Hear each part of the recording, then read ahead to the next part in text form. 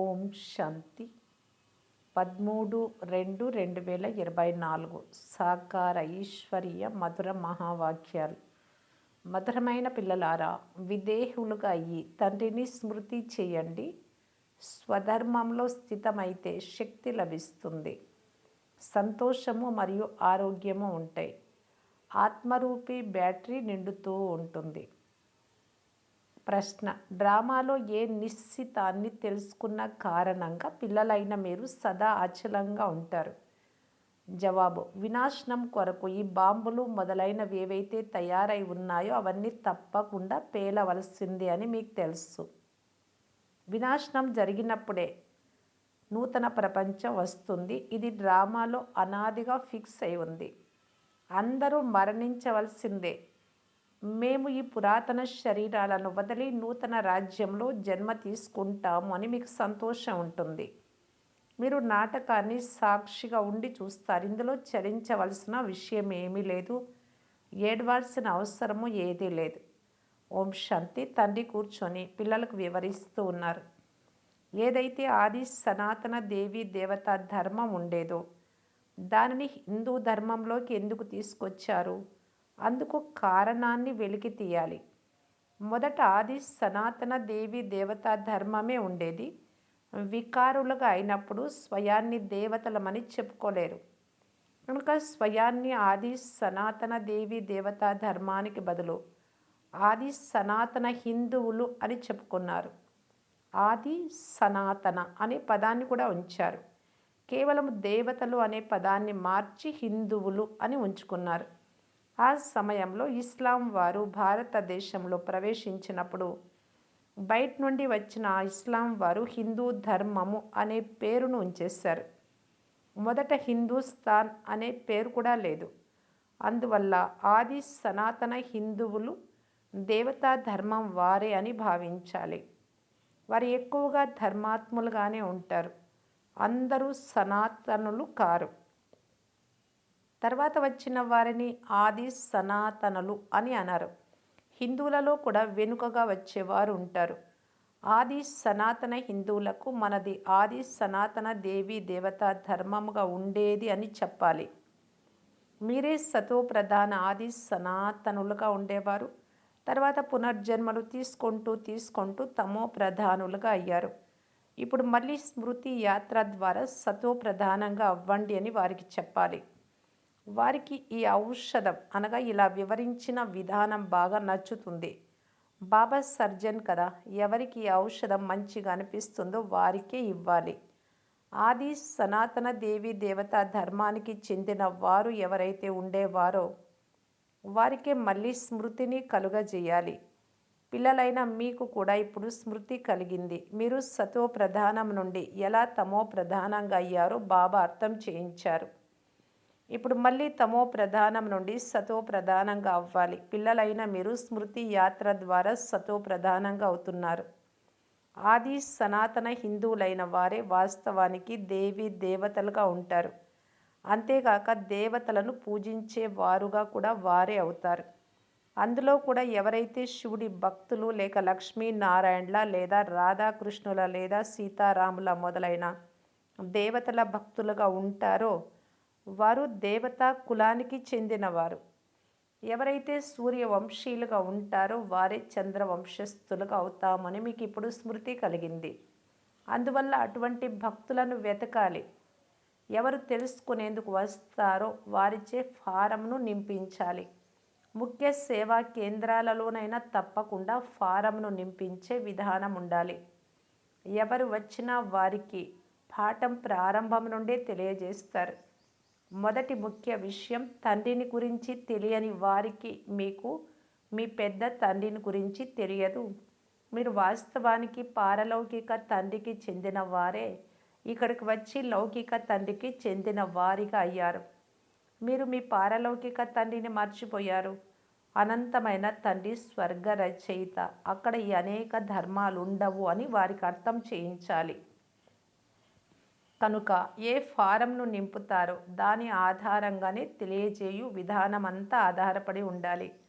కొంతమంది పిల్లలు బాగా అర్థం చేయిస్తారు కానీ యోగం ఉండదు.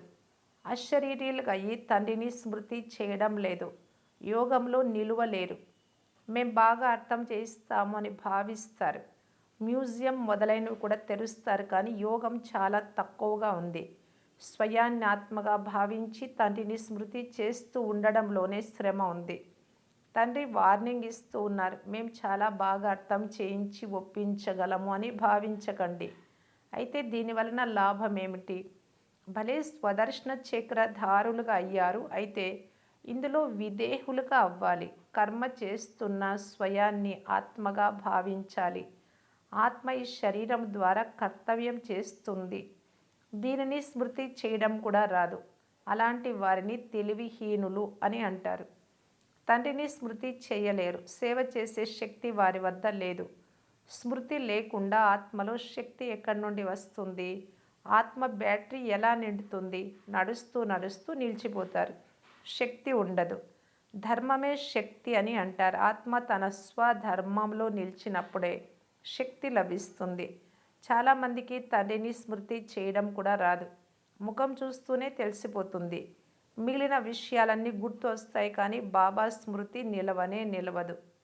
యోగము ద్వారానే బలం లభిస్తుంది. స్మృతి ద్వారానే చాలా ఆనందము మరియు ఆరోగ్యము కలుగుతాయి. మళ్ళీ మరో జన్మలో కూడా అలాంటి తేజోవంతమైన శరీరమే లభిస్తుంది. ఆత్మ పవిత్రంగా ఉన్నట్లయితే శరీరం కూడా పవిత్రమైనదే లభిస్తుంది. 24 క్యారెట్ల బంగారం అయితే నగ కూడా 24 క్యారెట్లదే ఉంటుంది అని అంటారు, కానీ ఈ సమయంలో అందరూ 9 క్యారెట్లుగా అయిపోయారు. సతో ప్రధానులను 24 క్యారెట్లని అంటారు. సతో ప్రధానము అనగా సత్యుగంలో ఉండేవారు 24 క్యారెట్లు, త్రేతాయుగంలో ఉండేవారు 22 క్యారెట్లు అని అంటారు. ఇవన్నీ బాగా అర్థం చేసుకోవాల్సిన విషయాలు. తండ్రి అర్థం చేయిస్తూ ఉన్నారు, మొదట క్రొత్తగా వచ్చిన వారితో ఫారం నింపించాలి.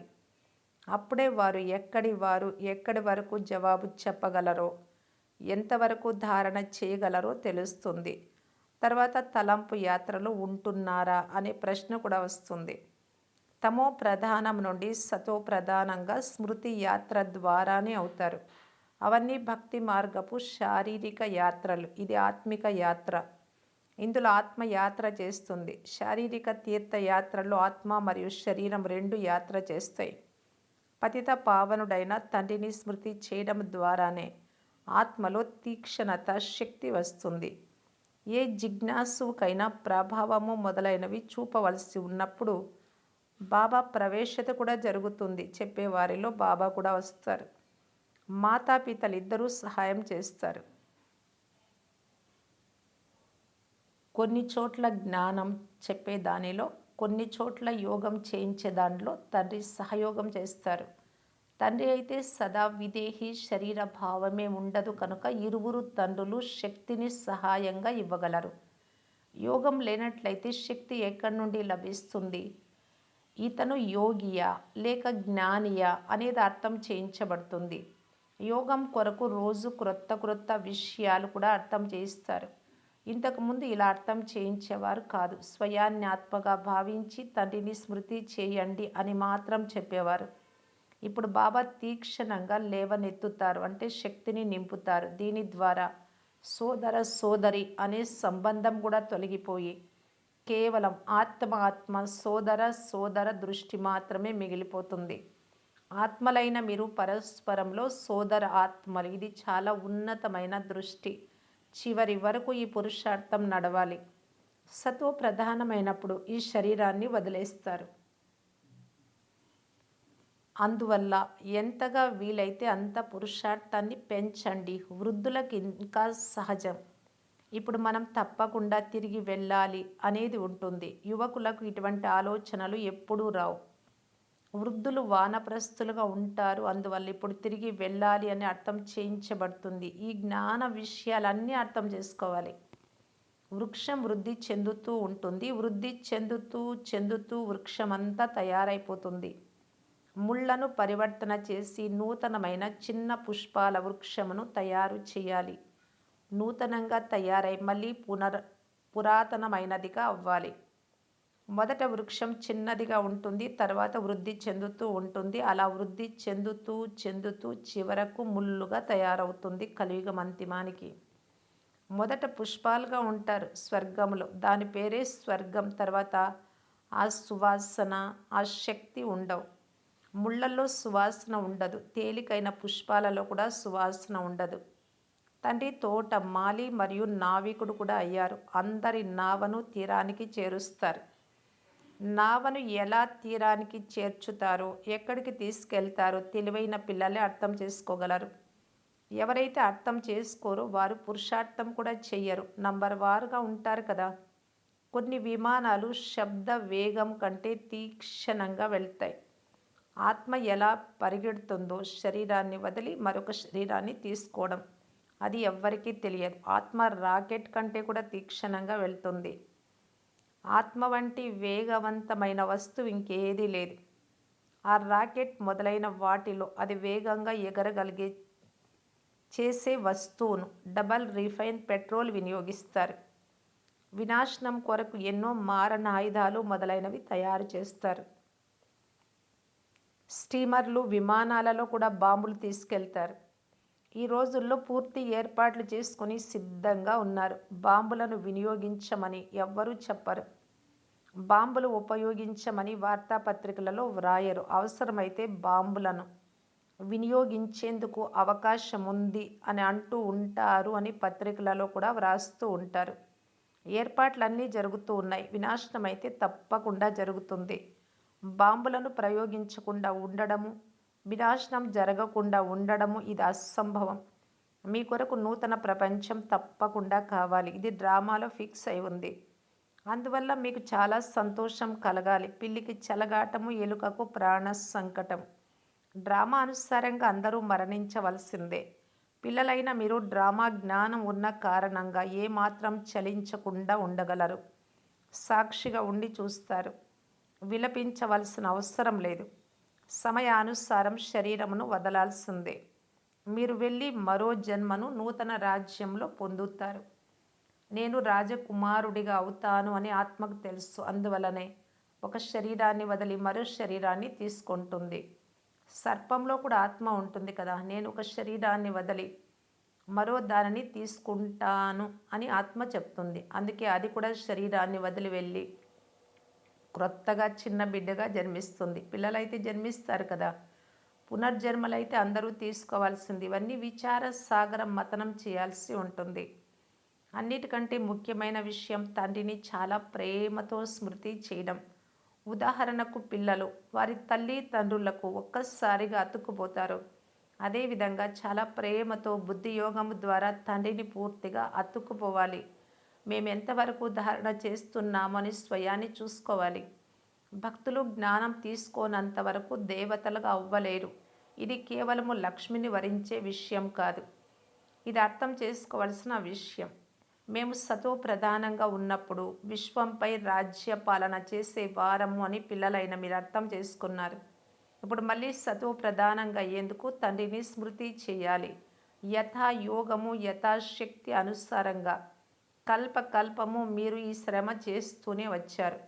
మేము ఎంతవరకు ఇతరులకు అర్థం చేయించగలము, మేము దేహాభిమానమును ఎంతవరకు తొలగించుకున్నాము అని ప్రతి ఒక్కరూ స్వయాన్ని అర్థం చేసుకోగలరు.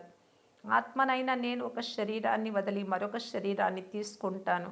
ఆత్మనైన నేను దీనిని వినియోగిస్తాను. ఇవి నా అవయవాలు. మనమందరూ పాత్రధారులు. ఈ డ్రామాలో ఇది అనంతమైన పెద్ద నాటకం. ఆ నాటకంలో పాత్రధారులందరూ నంబర్ వారుగా ఉంటారు. ఇందులో ఎవరెవరు ముఖ్యమైన పాత్రధారులు అని మీరు అర్థం చేసుకోవచ్చు. ఫస్ట్, సెకండ్, థర్డ్ గ్రేడ్ ఎవరెవరు? పిల్లలైన మీరు తండ్రి ద్వారా డ్రామా ఆది మధ్యాంత్యములు తెలుసుకున్నారు. రచయిత ద్వారా రచన జ్ఞానం లభిస్తుంది. రచయితయే వచ్చి తనది మరియు రచనల రహస్యాలను అర్థం చేయిస్తారు. ఇది వారి రథం. బ్రహ్మబాబు శరీరం ఇందులో ప్రవేశించి వచ్చారు. అప్పుడే కదా వీరిలో 2 ఆత్మలు ఉన్నాయి అని అంటారు. ఇది కూడా సాధారణమైన విషయమే. పితృదేవతలకు, పూర్వీకులకు తినిపించినప్పుడు ఆత్మ వస్తుంది కదా. ఇంతకుముందు అలా చాలా జరిగేది. అలా వచ్చిన వారిని ప్రశ్నించేవారు. ఇప్పుడైతే అందరూ తమో ప్రధానంగా అయిపోయారు. ఇప్పుడు కూడా కొంతమంది తాము క్రితం జన్మలో ఫలానా వారుగా ఉండేవారమని చెప్తారు. భవిష్యత్తును గురించి అయితే ఎవ్వరూ చెప్పరు. వెనుకటి జన్మ గురించి మాత్రమే వినిపిస్తారు. అందరూ చెప్పేదానిని ఎవ్వరూ నమ్మరు. మధురమైన పిల్లలారా, ఇప్పుడు మీరు శాంతిగా ఉండాలి అని బాబా చెప్తున్నారు. మీరు ఎంతెంత జ్ఞాన యోగాలలో దృఢంగా ఉంటారో అంతే శక్తివంతంగా అవుతారు. ఇప్పుడు ఇంకా చాలామంది పిల్లలు అమాయకులుగా ఉన్నారు. భారత్ వాసులు దేవీ దేవతలు ఉన్నప్పుడు, అంటే దేవతలుగా ఉన్నప్పుడు ఎంతో శక్తివంతంగా ఉండేవారు. ధన సంపత్తులలో కూడా సంపన్నంగా ఉండేవారు. ఇప్పుడైతే ఖాళీ అయిపోయారు. వారు సంపన్నంగా ఉండేవారు, మీరు నిరుపేదలుగా అయ్యారు. భారతదేశం ఎలా ఉండేది, ఇప్పుడు ఎలా ఉంది అనే విషయాలు స్వయంగా మీకు కూడా తెలుసు. ఆకలితో మరణించాల్సిందే. ధాన్యము, నీరు మొదలైనవేవీ లభించవు. ఒక్కో చోట వరదలు వస్తాయి, కొన్ని చోట్ల నీటి చుక్క కూడా లభించదు. ఈ సమయంలో దుఃఖపు మేఘాలు అలుముకొని ఉన్నాయి. సత్యుగంలో సుఖపు మేఘాలు ఉంటాయి. ఈ ఆటను పిల్లలైన మీరే అర్థం చేసుకున్నారు.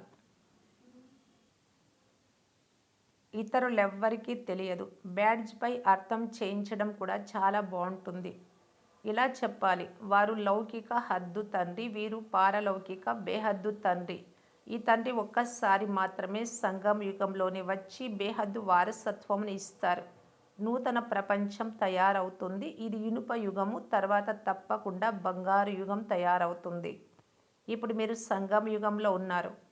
హృదయం స్వచ్ఛంగా ఉన్నట్లయితే కోరికలన్నీ నెరవేరుతాయి. ప్రతిరోజు నేను ఎలాంటి చెడు కర్మలు చేయలేదు కదా, ఎవ్వరి పట్ల వికారి ఆలోచనలు నడవలేదు కదా, వ్యర్థ విషయాలలో సమయాన్ని పోగొట్టుకున్నానా, లేక స్వ ఆనందంలో నిమగ్నమై ఉన్నానా అని స్వయాన్ని ప్రశ్నించుకోవాలి. నన్ను ఒక్కరినే స్మృతి చేయండి అనేది తండ్రి ఆజ్ఞ. స్మృతి చేయకపోతే ఆజ్ఞానువర్తులు కారు. అచ్చా, మధురాతి మధురమైన అపురూపమైన పిల్లలకు మాతాపిత బాప్దాదాల ప్రియ స్మృతులు మరియు గుడ్ మార్నింగ్. ఆత్మిక పిల్లలకు ఆత్మిక తండ్రి నమస్తే. ధారణ కొరకు ముఖ్య సారం. ఫస్ట్ పాయింట్: జ్ఞాన యోగాల మస్తీలో ఉండాలి. హృదయాన్ని స్వచ్ఛంగా ఉంచుకోవాలి. వ్యర్థ చింతనలో మీ సమయాన్ని పోగొట్టుకోరాదు. సెకండ్ పాయింట్: ఆత్మలైన మనం పరస్పరము సోదరులము. ఇప్పుడు తిరిగి ఇంటికి వెళ్ళాలి. ఈ అభ్యాసాన్ని పక్కాగా చేయాలి. విదేహులై స్వధర్మములో స్థితమై తండ్రిని స్మృతి చేయాలి.